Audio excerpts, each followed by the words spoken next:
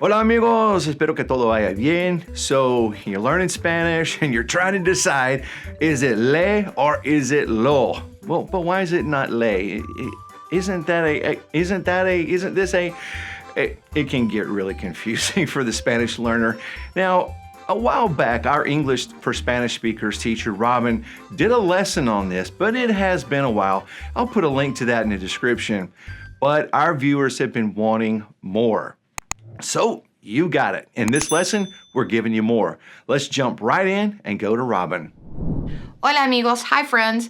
I'm Robin and I'm here to do a short little lesson on when to use le and when to use lo. The difference between the direct object pronoun and the indirect object pronoun, okay? So let's just get right into it.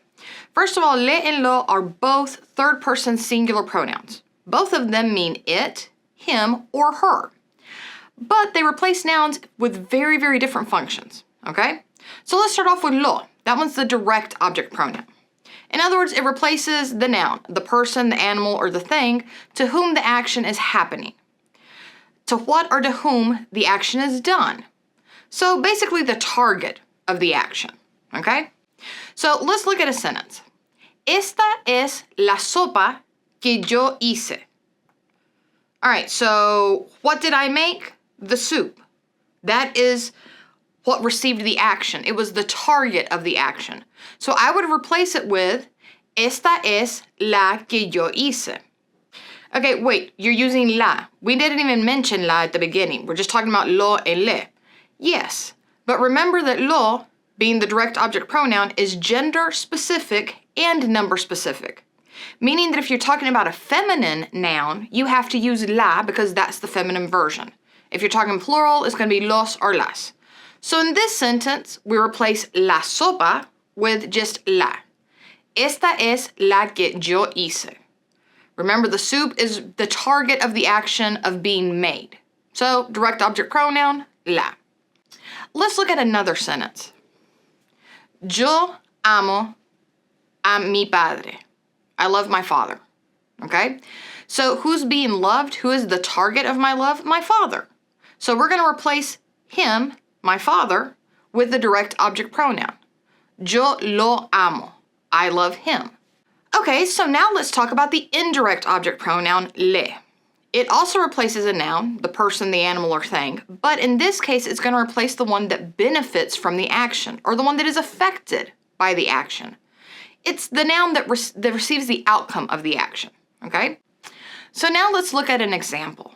A la sopa le falta sal. The soup needs more salt. So what is the action? Needs.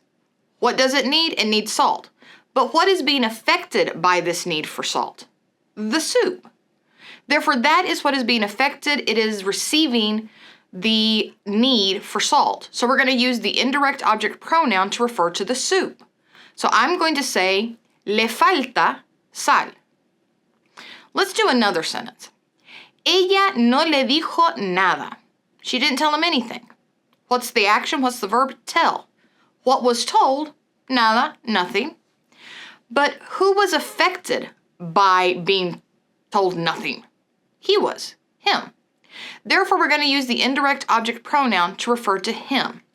So we're going to say, no le dijo nada.